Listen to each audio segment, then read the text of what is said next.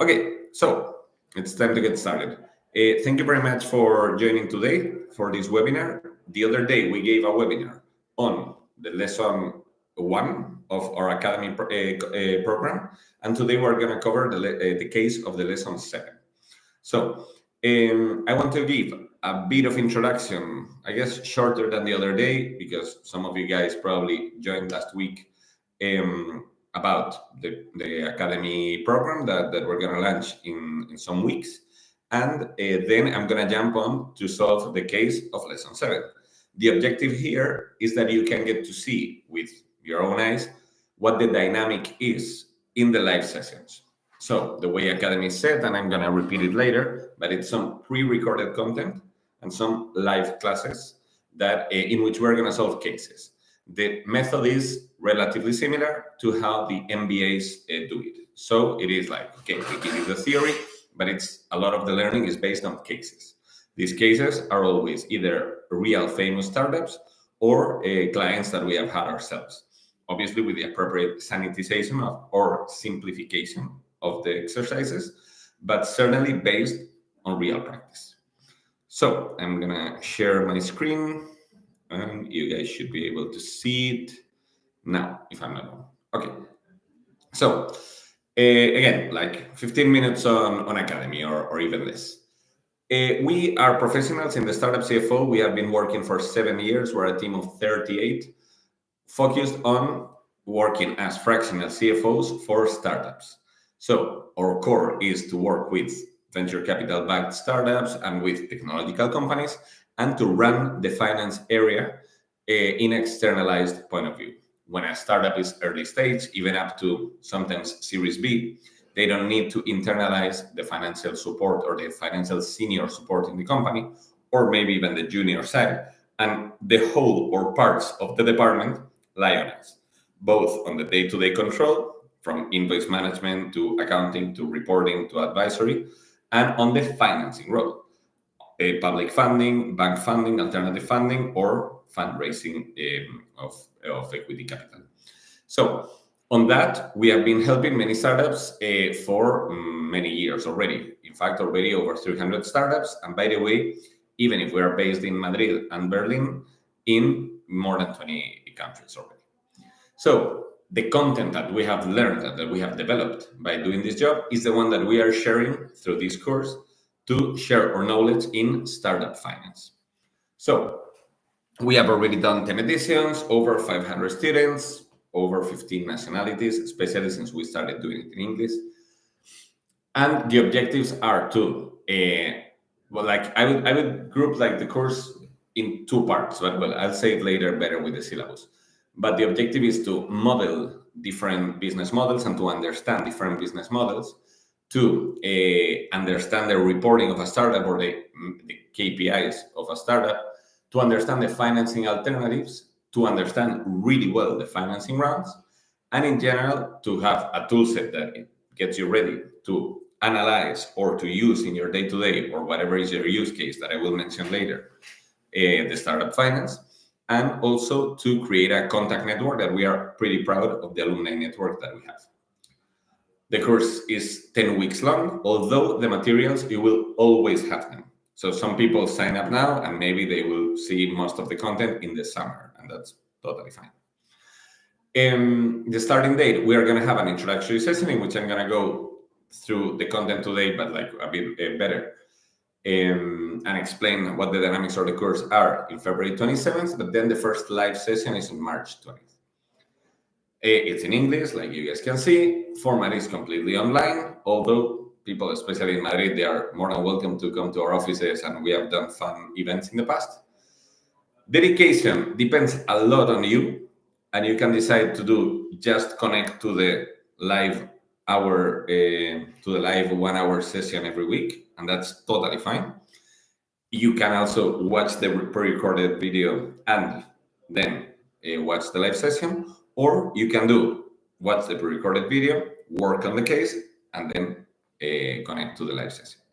And the price that you guys, I don't think you can see because of my own image, is 1,450 euros that you can pay in up to 3 installments. So who is Academy for? We have half of the people, I would say, are CEOs or members of the management team of early stage startups, that they are not going to work with finance on the day to day, but it cannot be a black box for them. Anything related to funding, to KPIs, or whatever. Many people that do work in startup finance, of course, many people from corporates that are interested in jumping to startups, especially, or venture capital, investors themselves, many people from venture capital firms or business angels, and in general, people that are passionate about the ecosystem. The teachers is three of us are members of the startup CFO, partners, all of us, and then Luis Fer has worked in consulting and in two very good venture capital firms.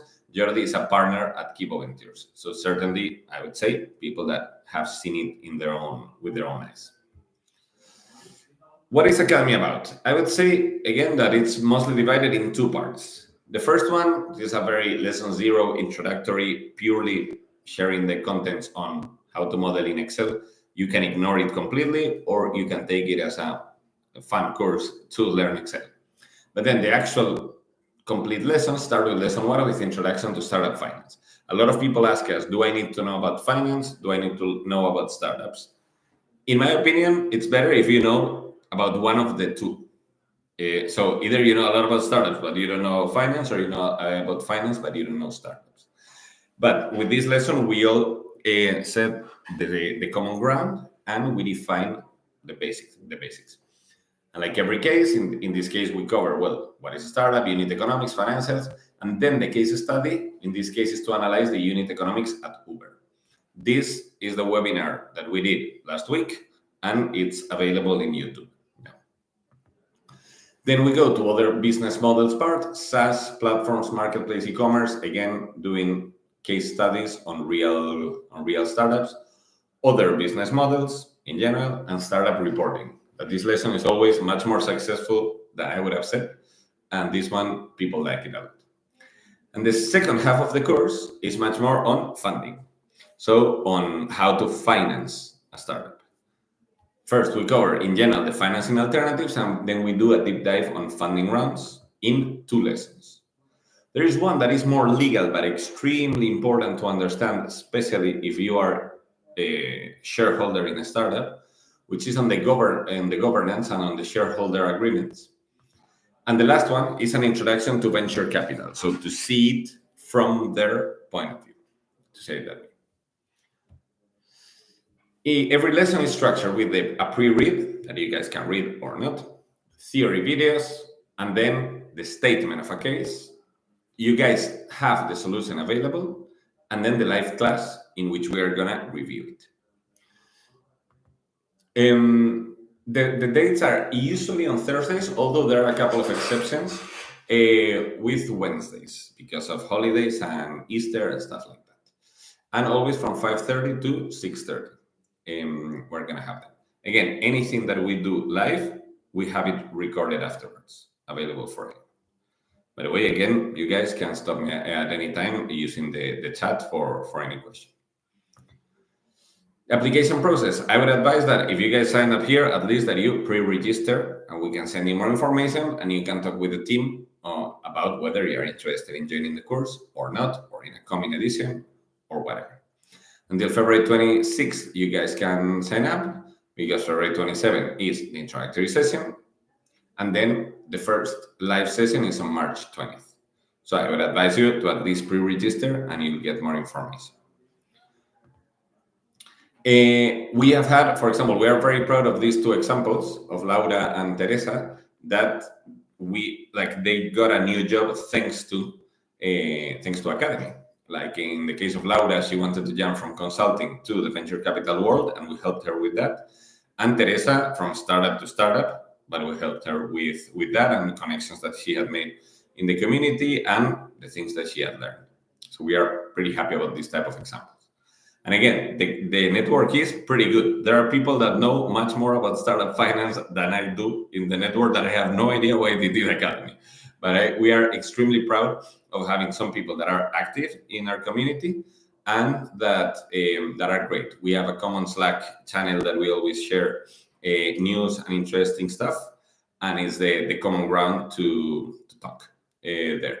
And yeah, like sometimes we do events in our office, or even like we have done in the past. I don't know if we're gonna do it in this edition, live classes. Some FAQs. Do I need to have prior knowledge of finance? Again, like you can know zero about finance, and that's all right as long as you know some about startups, and the other way around, I would say. The materials are available forever. Many people say that the course, like it's very deep. No one has said that it wasn't deep enough, but maybe during the course they understand from 0 to 10, they take advantage of 7, but then they know that the materials are available for whenever they need the whole content. Is the content available? Yes, always. Everything that we'll do live, we will be recorded as well. Can I pay installments? Yes, up to 3. Can I get discounts? Yes, it depends on like codes that we have. Very often with VCs, with accelerators or other institutions, we have discounts. Can my company pay the course? Yes, in fact, I would say it's the most common. What payment methods are available? Any of the usual. So this is an overview of how Academy works. If you guys want to sign up, you go to the startupacademy.site, and then this is the Hotmart platform that it looks more or less like Netflix. And then you guys can see for free the whole lesson 1, for example. And then here is like some teasers of other lessons. But lesson 1 is completely free, available, so you guys can see how it works. This, for example, will be like, if you have all the access. If you have all the access, you can click here in module 1, and here you have like the pre-read, for example. You have the videos, you have the theory, you have everything, and the cases. So so the key here is to like obviously they say a lot of like the Netflix of whatever, but it's more or less what it is. It's me talking annoyingly.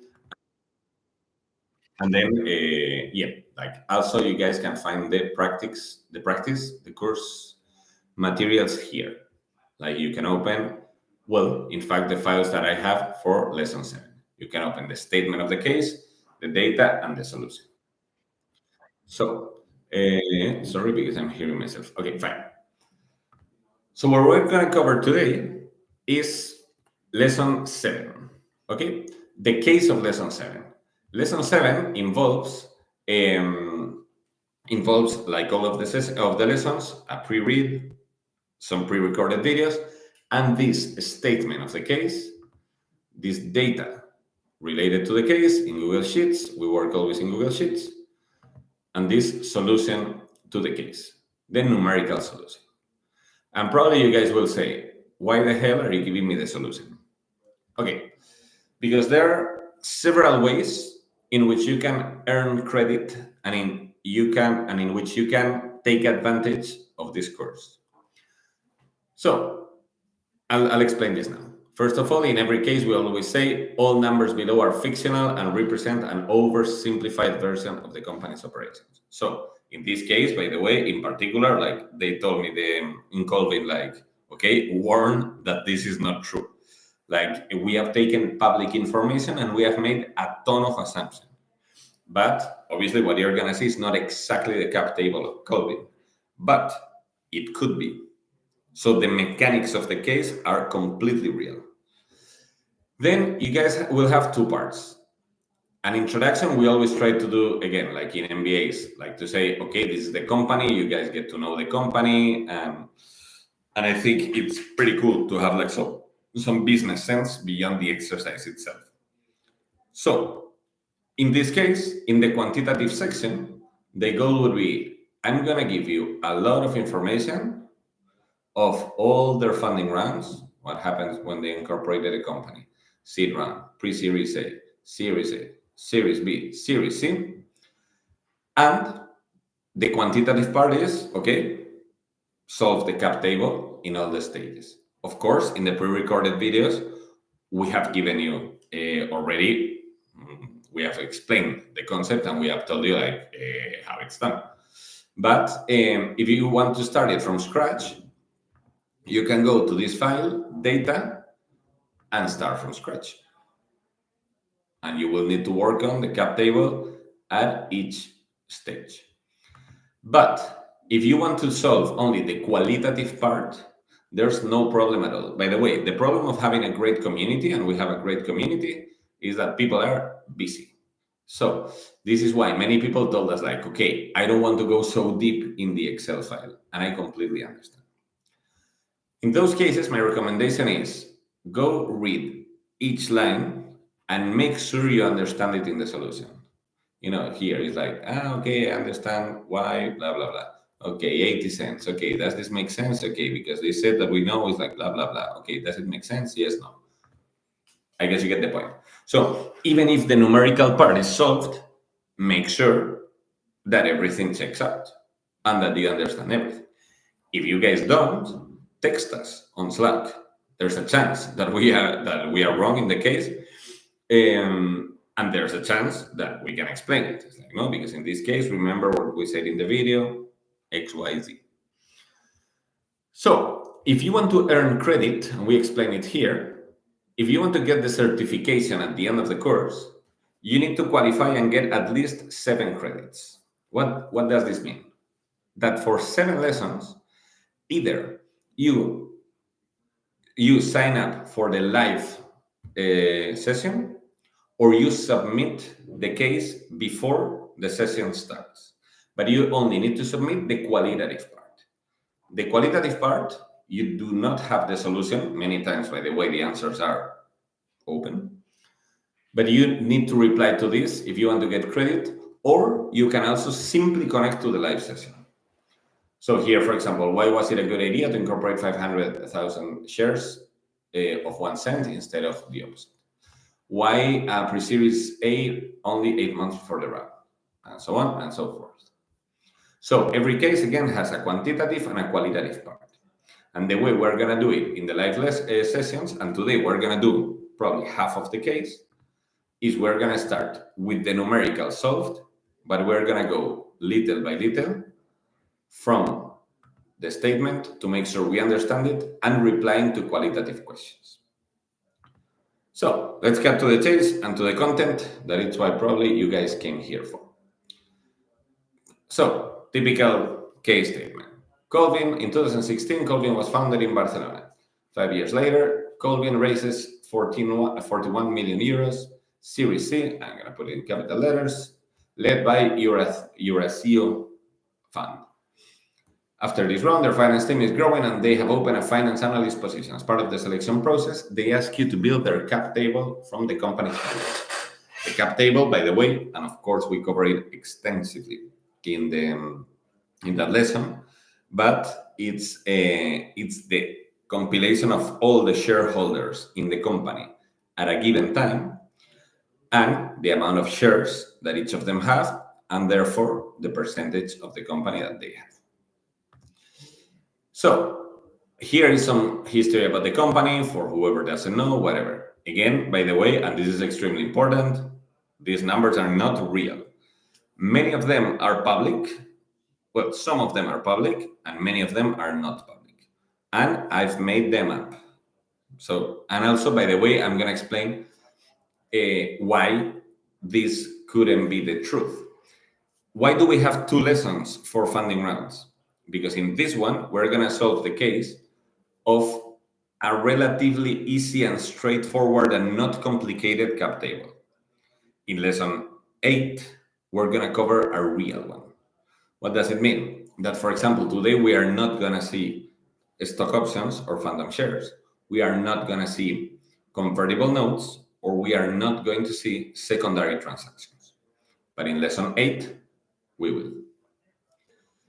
Anyway, incorporation. The founders launched the company by contributing 50,000 euros of equity capital for a total of 5 million shares of 1 cent each. So, when the company is incorporated, there's nothing to say here. The founders have 5 million shares, which is 100% of the company. Here, it's like, why 5 million shares? Because each one, in the moment, like when you incorporate the company, is worth 1 cent. They could have done 50,000 shares of €1 each. Yes, but we will see the problem that would have entailed in time. We'll see it in the future. By the way, the founders obviously have an internal split that in this lesson we are not covering. In the next lesson, we will cover it because obviously they may have different shares each of them. So far, so good. It's simply like they just incorporated the company with 5 million shares. So the goal here was to say price per share, dilution in the round, pre-money and post-money valuations, investor and founder shares, percentage of ownership of each shareholder. Now, to be honest, none of this applies. It's just 5 million shares. But the game starts becoming fun. In April 2017, the following year, Colvin closed its seed round with the Spanish fund Samaipata for a value of 700,000 euros. The agreed pre-money valuation was 4 million. Okay, so we know these two pieces of information. Samaipata is investing 700,000 and the pre-money valuation is 4 million. Okay, how can we know what percentage, how many shares Samaipata is going to have and what percentage that does mean? I mean, yes, that means, yes. So here, again, I'm going to take for granted many concepts that are explained in the theory. So my point here is that maybe not all of you follow absolutely every point. Hopefully, I mean, I'll try to teach you enough, but that with the lessons, you guys will. If the company is considered to be worth, before the money hits the bank, 4 million, and the company has 5 million shares before the round, you can say that each share is worth 80 cents. Imagine, like, if I tell you 4 million bricks are worth 5 million bricks are worth 4 million euros, each brick is 80 cents. So far, so good. Okay, now we're going to create new shares for the company. That's what happens in every funding round. The investors from before don't move. These guys are going to have 5 million shares all the time. But we are going to create new shares. How many? Well, they are putting in 700,000 euros and each share is worth 80 cents. So this is just a division, which is 875,000 shares. Here, if you guys noticed, there is a round here. Why? Because you cannot issue a fractional number of shares. Okay, and this will remind you soon about why did we start with so many shares. So imagine that you do this division and it's like 875,000.2. That you cannot do it in the notary. So you need to round it. And then if you multiply that by the price per share, you get the actual investment. This is very technical. And if you guys didn't follow, don't worry, because it's not going to matter much. My point is, like, when you see a real case of an investment, many times this number is 69999.83, for example. It has some logic that we discuss in the lessons. Okay, so Samaipata invested 700,000 and now it has 875,000 shares because it didn't have any before. And the founders have 5 million shares. Now, because they didn't move, like their shares didn't move. So now the total shares of the company are 5.9 million. These guys own 5 million of them, which is 85%. And Samaipata owns 875,000, which is 15%. What is the dilution here? Well, precisely, what is the, let's go to post money first. If the company, before the money hit the account, was worth 4 million, and now it has 700,000 more in the bank, now the company is worth 4.7 million. If this office in which I am now, it's worth 1 million euros, whatever, and I put another million in cash in the middle of the office, now the office is worth 2 million. Many people get confused this pre-money, post-money concept. And in the end, to be honest, it's like a back to basics that you need to do. By the way, all the maths that are in these cap table problems are multiplications and divisions and never complicated. But why is it one of the hardest topics for our managers, one of the most sensitive topics for our clients too? Because you really need to grasp what's going on to make the right choices. And because, as we will see further in this lesson, and especially in lesson 8, this can get much more complicated. What I'm going to try to do is this way, that I guess you guys see better. Okay, so now the company is worth 4.7 million. Okay, so then the dilution is the new money, the new shares, 875 over the new total, which is 5.875. This is like the founders used to have 100% and now they have 85. So they have diluted 14.9. Okay, and then my favorite part of this case, because by the way, lesson 7 and lesson 8 are my favorite to teach in Academy.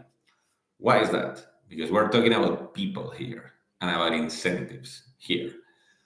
You guys will see, especially lesson 8 is my favorite for that. But here already, like, is this a good round or it is a bad round? Or by the way, why is the valuation 4 million that we took it as a given? The valuation is 4 million for the simple reason that the valuation is a tool to align people's incentives. Here, the founders, are they willing to give up 15% of the company? Yes. How much money do the founders want in the company to fulfill a business plan? According to them, 700,000. How much money is Samaipata willing to put? 700,000. How much percentage are they willing to keep? 15% at the end. Okay, then the valuation happens to be 4 million. My point is, we have used it as the insight, but like when people think, many clients tell us, give me the valuation of the company. And they think that we're going to put their numbers in a huge Excel file or in a huge AI or whatever, that is going to return the valuation of the company detailed to the cent. And it's not true. It's not about that. It's much more about how much do you want to dilute yourself and how much money does the company need, and is this investor believing in both?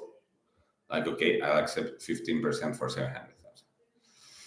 But again, the valuation is much more a tool than a metric. We have a lot on valuations, obviously, in the course.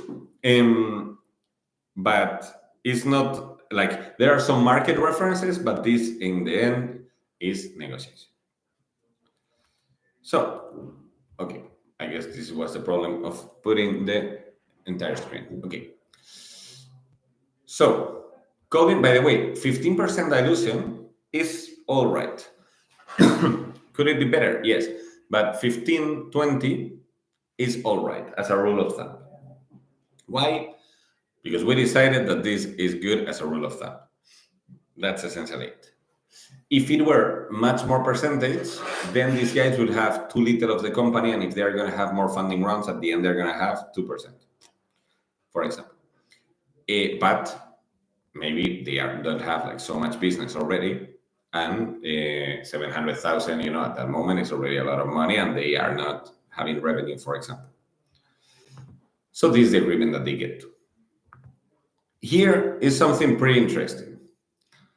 In 8 months only, only 8 months later, they decide to raise 1.7 million bridge or pre-series A round, in which Samaipata puts money again, and Mediaset venture capital arm entered as new investors with 700,000 again and 1 million. Pre-money valuation is 12 million. Okay, there's a lot to talk about here. First of all, let's do the numbers. That in theory is what we're supposed to do. But again, my point in the whole Academy course, the numbers are a tool. Finance is a tool. It's not the goal. Finance is like our job is to put numbers to then make decisions or to understand. So what happens here? Okay, let's do the numbers first. I agree. The company is worth 12 million pre-money. Before the round, there were 5.9 million bricks, like I said before. Well, then each brick is worth 2 euros. If each brick is worth 2 euros, and using some rounding here, then for the guy that gave me 700,000 euros, I have 342,000 shares. Each of them are 2 euros. The formulas here are pretty easy. With the rounding, when I multiply that by the precise price per share, we don't get a full number, which is here. Almost, yes. But it's important, that difference, and in the notary, you always need to have it right. And this is why, by the way, you want to do the rounding for units as little as possible. If you had done it at the beginning with bigger shares, like less shares of more money, then these rounding effects are much bigger. And and at some point in the last round, they will become thousands of euros on rounding. So better if we are careful. Okay, great, wonderful. So these guys now have 342,000 more shares that add up to the ones that they already had. These guys have 500,000 new shares, and the founders, 5 million shares, didn't move. Okay. Dilution, 12%, which is relatively low. What the hell happened here? The most important piece of data, in case you guys didn't notice, is the 8 months. You're telling me that in 8 months, the company came from being valued 4.7 million to 12 million. Think about this if you want in the terms of price per share. You're telling me that, let's say, Banco Santander in Spain, that the share is worth 80 cents, and 8 months later is worth 2 euros. Respect, right? It's like 2.5 times more, something like that. And there's a particular funny thing. Mediaset. Mediaset, for whoever doesn't know, is it's like a company that owns TV channels. What is a TV channel doing? Investing in Colvin. Colvin is, by the way, maybe I haven't mentioned it yet, and you guys should kill me for that. It's a marketplace, well, an e-commerce of flowers. Okay. So what the hell is Mediaset doing investing in these guys? Why do they call it pre-series A, and why only 8 months? A normal funding round usually takes 6 months to raise. The shortest I've ever seen is 4 months, especially with new investors, by the way. The fastest I've ever seen is 4 months. The slowest, a couple of years, or even more, to be honest. So 8 months. Here, I love this part in the live class. Like, I'm happy to open to discussion what the hell happened here. So here, I would say that probably Mediaset came to them. No one does a funding round thinking they're going to raise in 8 months. Why? Because in 2 months, you need to start again. And you haven't proven anything with that money. Again, these words of seed, pre-series A, series A, what do they mean? They mean usually status in the company. So you don't raise here with the intention of raising in 8 months later, because 2 months after you close the round, you haven't proven anything. You haven't proven that you are in the next stage. So here is my theory, by the way, based on fake numbers. So imagine, but like some potential explanation here. These guys still have cash, okay? But they are like, hold on one second. Mediaset, what can Mediaset give? This is called media for equity. Mediaset can say, okay, I'm not gonna give you €1 million so you do your business plan, because by the way, you guys already still have money in the bank, and I couldn't care less about the flower business. But I'm gonna give you $1 million in media, in Mediaset, in advertisement. So you guys, I give you the right of spending €1 million in advertisement, and I keep 7% of the company. For Mediaset, what's the deal? They are offering something that for them is worth way less, and they are helping Colvin expand a lot. TV is extremely expensive and, by the way, extremely effective for B2C businesses, usually. So here, probably these guys are like the founders. They are like, hold on one second. We get a bit more cash. We get a push in the business like crazy with 1 million euros in TV. And we managed to do the next fundraising in another year and a half. So probably if they hadn't had this cash here, and if they hadn't had the influx of revenue usually associated to the media for equity, they would have needed to raise in October 2018. But they do this middle round, they give a push to the company, they get a bit more cash, and now they can raise 2 years later, April 2019 rather than October 2020. By the way, I'm making it up, of course. But this part is much more important that you guys understand the logic of when to fundraise and why. What am I giving up? What is the status of the founders? Is it better to do 2 small rounds versus a big one? Blah blah blah. Than getting this number 342 or 343. By the way, there are huge fights with the 342 versus 343. Okay, but let us have them, or let the lawyers have them in the appropriate moment. But the concept, you guys must understand. Okay, so this is what happened, and let's say like a year and a half later, they do raise the Series A. By the way, it's often called pre-Series A. There's nothing technical about it. It's like there's not an objective definition of what a Series A seed round are. There are social definitions, conventions, but it's nothing technical. Why calling this pre-Series A? Because they are not ready to scale. Probably they are not ready to expand, but they just got some more money, so they would extend the Series A.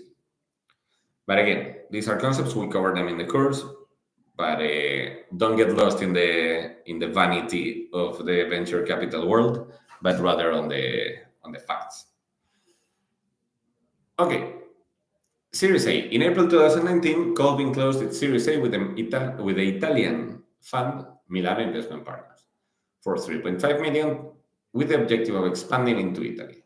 In this case, Milano Investment Partners obtains for around 15% of the company. By the way, a fun fact, Samaipata invested twice. This is extremely common.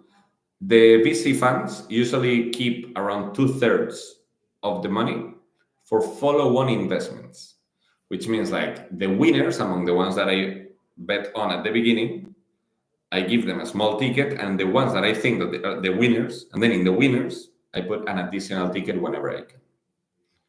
So that's why they invested in 2 different moments. Okay, Series A, 15% dilution. Here, deliberately, and I don't want to get lost in the numbers, especially in this session, is another way of telling you, like another way to calculate now the pre-money valuation, the post-money and stuff. Again, there are 4 or 5 concepts here: number of shares, price per share, dilution, valuation pre-money, valuation post-money, I would say, that are extremely correlated. But that if you know 2, you can infer a third. If you know the third, you can infer the fourth, for example.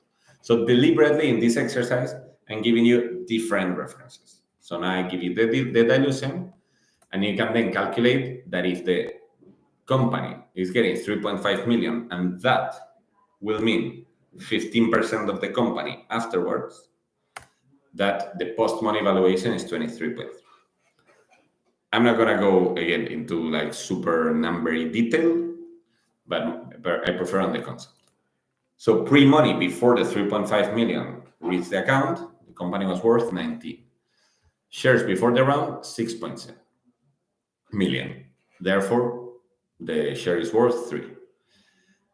The increase is not as crazy as before. Probably here, something magical happened, and like it proved that like Colvin was an amazing business. maybe here was like, okay, this valuation was already pretty high, so this one is not much higher. But we don't need too much money, so we don't dilute too much. Again, for the founders, 20% is a good rule of thumb. So the fact that they have reached here with 63% is pretty good. It's pretty good, I would say. Again, I'm making it up. I have no idea what really happened at call. 3.5 million, 3 euros per share. That's buying me 1.2 million shares. Now we have all these shares in the company, so all these percentages in the company. Okay, something funny here. They want to open in Italy, and they got Milano Investment Partners as investors. Okay. What happened here? What happened here, obviously, is that they're going to help them expand to the Italian market. This happens a lot. You want to expand in a market, you get a local investor. Or, by the way, foreign investors very often only invest in a company if they see national investors, or if some national investors are investing at the same time, because things like reputation, things like market, things like, that's very local. So Milan Investment Partners not only can give 3.5 million to the company, which is wonderful, but also probably can tell them, like, use these accountants. We know this guy in the flower market in Italy that is the key guy to know. You guys will need additional funding in Italy. Don't worry, we'll make a call. Open an account in this bank. Lawyers use these guys. So it's useful. You want to contact our other founders that are also Italian and they're open in Italy. Okay, things like that. That is very useful.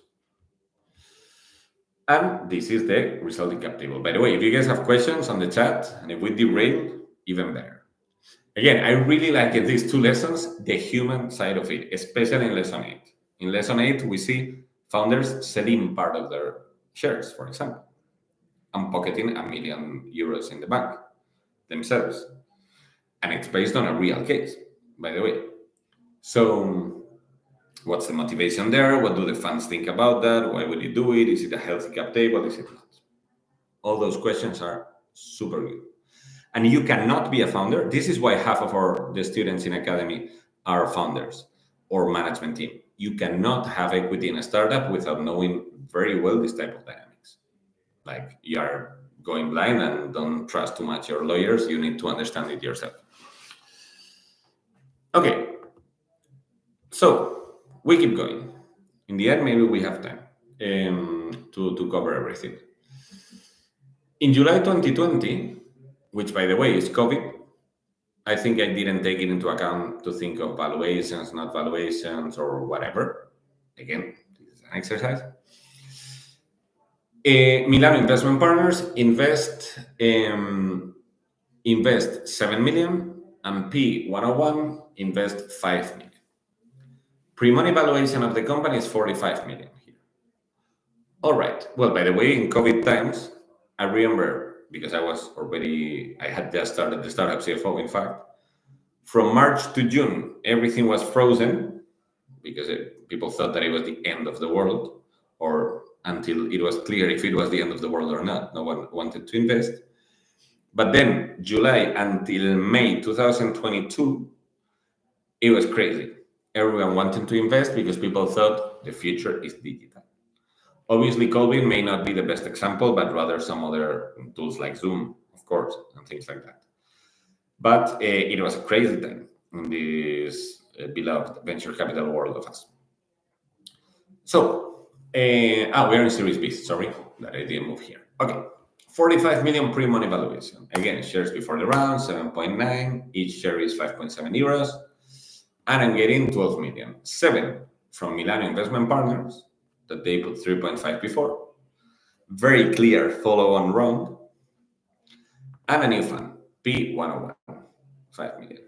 Where is P101 from? I think every time I give this, they're also in Italy. Yeah, they're also in Italy. Okay. Let's make up stories. This a year and 3 months after the previous round, and they're getting a bit more diluted over what's usual. Okay. Maybe things didn't go that well, and maybe they're getting additional money to consolidate in Italy. before going to another market. So they're giving up 21% of the company, and this is the cap table. By the way, this is not a coincidence. Many people may want to have over 50% for the founders. Is it super important? To be honest, no. Why? Because of what we see in lesson 9. That is the startup governance. The board of directors, members, and the voting power, and the majorities, and the forced majorities, and things like that, make it much more important than the number of shares. But in some instances, yes, it is important. So, I mean, I was going to say, I wouldn't say it's a coincidence, especially because I designed the case. So it's not a coincidence. Anyway, so these guys probably are consolidating in Italy. And by the way, if you think about this, like, you may be like, hold on one second. This company, after the round, this is the cap table. And these guys own 50% of 57 million after the round. So the founders have 28.5 million euros worth of equity. Are they rich? No. I would say no. Why? Because they have illiquid shares that usually the shareholders agreement have some vesting, which means that if they leave the company, they don't get to keep the shares, they don't get to sell the shares, but rather to lose them. And also, like, anything can happen. Like, and maybe they try to buy to a bigger player and all of them say no, or all of them say maximum I pay 5 million. That's life, because this happens in real life. But the guys in books have 28 million in books. You know what's super likely that it happened probably already in this round? That they got some cash home. Again, this is the typical thing that in this lesson we do not cover, because we prefer to do one case that insists on how the basics of the cap table work. But in lesson 8, we're going to see the real ones. Like, for example, when the founders sell a bit. This is extremely important. Imagine that the founders decide to, like, one of the founders says, like, okay, I'm going to sell 1%. 1% is 570,000 euros. 570,000 euros is a lot of money for an individual. I mean, for like the VC that has maybe 100 million in the bank, no. For the individual, yes. I mean, I don't know about this individual in particular, but to be honest, 570,000 euros is a lot of money. So maybe the founder says, okay, 7 million go to the company from you, 5 million go to the company from you. But again, this is not modeled now. If we were modeling it now, there would be some more changes. But another 570,000, you don't put them in the company, but rather you buy them to me. And this is fine. And the founder cashes out and gets a transfer of 570,000 euros in the bank, and they no longer own 50%, but 49%. Why would they do that? Because everyone is happier with 570,000 in the bank, because it de-risks the operation. Because probably the founder, if they cash out even more, and we will see, for example, the huge valuation here, if they cash out even more, then to be honest, they don't have any problems on money ever again, or it's very unlikely. If they get 2 or 3 million and they still have a very good salary probably by here, and still they own a lot of percentage of a company that is worth a lot of money, don't worry about that. And once they are in this position, and this is the key of the secondary sales, why, when they are in this position that they no longer care about money, they start playing the venture capital game. These guys at the beginning were playing okay, let's see if at some point I can make a lot of money and solve my life. Fine, you got it. The VCs weren't playing at that. The VCs were playing at, I wanted to make 1 billion, not 500 million, not 100 million. I want to make it as crazy big as possible. So now that you cashed out, and this, by the way, I've heard it from many founders that have done secondaries. Once you have cashed out, then you say, let's make this big. I always tell this story that a guy that works in a VC, a partner in a VC, that is a friend of mine, always says that he invests in founders that don't do it for the money. And he always gives the same example, which is one of their invested companies is in Morocco, and the CEO hates his father. And what he wants to do is a startup so big that one day the king of Morocco will shake his hand. Okay? And the VC guy always tells me that he says like, yeah, your father was an asshole, like, okay, yeah, you're right. Why? Because if that guy did it for the money, he will cash out 5 million, but then he doesn't greet the king of Morocco. So the VC investor is like, do something huge. Of course, because the money they invested is there. So even like without the story of the king, but like once the founder are not doing it for the money, they are doing it to create something huge. So counterintuitively, when the founders sell a bit of the company, they are very often more motivated and more aligned with the VC. If this guy was still living also like in a rent of 1,000 per month, whatever, okay, like now he's happy, and you want a happy founder in your investment. Anyway, this is why I like these topics, because this type of psychology is extremely important when analyzing cap tables and to understand cap tables. And again, if you guys are founders yourselves or have shares of any startup, this is the type of reasoning that moves the needle. We're gonna teach you how to nail these numbers to the cent. Fine, wonderful. Like this one, 489, 476, wonderful. But this type of mindset is super important. By the way, the founders are not the only ones that cash out.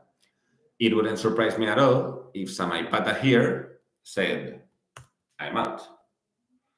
Why? Because Samaipata has 1.2 million shares, each one worth 18 million. They put 1.4 million that is worth now 22 million. And by the way, 4 years have passed. Probably the Samaipata guys need to return money to their own shareholders, and giving them a multiple of 1.4 to 21 is like a multiple of 6. Is it? Well, or 7? I don't know. Like maybe I'm screwing up the math in my brain. I know, or 14 itself. Yeah, I think, yeah, a multiple of 14x, something like that. On the investment is crazy. Is crazy. And maybe they say, I'm out. I don't want to see another COVID, a weird COVID next year. I don't want to see an infection on the flowers. I don't want to see that someone got poisoned with COVID flowers next year and then the company goes nowhere. No. And they say like, thank you guys, we need to give money back to our investors. We're out. And maybe part of this money goes to them as a secondary sale. So I'm not even going to bore you with the numbers, but I just want to stress here 2 concepts. First, that they're invested by Euraceo and Capabro. Euraceo, and sorry, I'll pronounce it the Spanish way because it's very difficult to pronounce. If I'm not wrong, it's French. It's a French, by the way, private equity firm. Private equity, as you guys may know, have a very different mindset than a venture capital firm. They are like, this company is profitable, well, there are many types, but this company is profitable, this company is great, but needs a ton of money to make it scale even further. We're going to put, many times they put their own management or they influence the company a lot. They have a much more active investment, lower risk, and they intend same return, but of course, maybe less varied. Anyway, I don't want to go there because in fact, it's not my expertise. Why Euraceo? Maybe they are opening in France and probably other countries, also judging by the amount of money. In a single year, the valuation increased a lot. This year has been absolutely wonderful. And here is a funny thing that maybe some of you guys noticed. And it's one of the qualitative questions in the case. Why the hell are there business angels investing in a Series C? Business angels, you all guys probably know that they would have invested here even before Samaipata. Business angels can be your mom, your brother, or whoever, or even a professional business angel. Like there are many that like invest relatively small tickets, high for an individual, but maybe like 20,000, 30,000, whatever. But usually at the very beginning to help the company start. And if they hit the right the right nail, they multiply like crazy. But most of the times they lose their money. Yes. Why the hell is there is a business angel investing here? Well, here we have seen this, by the way, in several occasions, and that's why I added it. Obviously, they don't need this €1,000,000. Or they could have asked Eurace or Capado to give them, like it's a very weird figure, right? This 41. And it's not you don't want the million. You want this guy to own a bit of your stuff. But you are like, well, but the more percentage you own, the better. Fine. These guys have 40% of something that is valued to 121 million. So don't worry about it. You want this guy to invest because you want him in the cap table. This business angel, and again, I'm making it up, maybe, is the owner of the flower market in Aalsmeer, the Netherlands. I've been there, by the way, many years ago. It's a square kilometer and it's the biggest flower market in the world, I think, or in Europe. So probably you want that guy in the cap table. Why? Because you want him as a friend. Why? Because you want that when you call him, he picks up the phone. If he's just a friend, he's very busy. If he invested $1 million, this guy's a billionaire, let's say. If this guy, I'm making up the whole story, but the logic is the same. If this guy is a shareholder, he's like, oh, hi, my colleague. Hey, what's up? How's the business going? And then a couple of jokes about the investment. And then they say, by the way, do you know the guy that is that owns the equivalent of the Aalsmeer market in the US? Yeah, of course. I had lunch with him yesterday. Okay, can you please make us an intro? That's why you want this guy in the cap table. You don't need his million. That's totally fine. But that's why you want that guy in the cap table. I have no idea if I covered all the qualitative questions, but this is the type of logic that we like to give in Academy. The numbers obviously are our thing, and we work with numbers. This is a startup finance course given by a company that is called the Startup CFO. Fine. But then there is a lot to understand on the qualitative, on the why of the situations. So in the theory, we cover a lot of the technicalities, and then in the case, we solve the technicalities, and we try to add that. And again, to earn credit, you just need to connect on Thursdays, 5:30 to 6:30. And many people just follow that. Many people do the pre-recording. Many people watch it delayed. However you want to consume the course, it's yours. So if you like the class, what I would encourage you is to go to the startupacademy.site and at least to pre-register, or at least to see the videos of lesson 1 and things like that are for free. And hope to see you in some weeks in the course. Anyway, also you guys can go to YouTube and see a lot of more content than we have. So great seeing you guys, and thank you very much for attending. Looking forward to see you soon. Goodbye, everyone.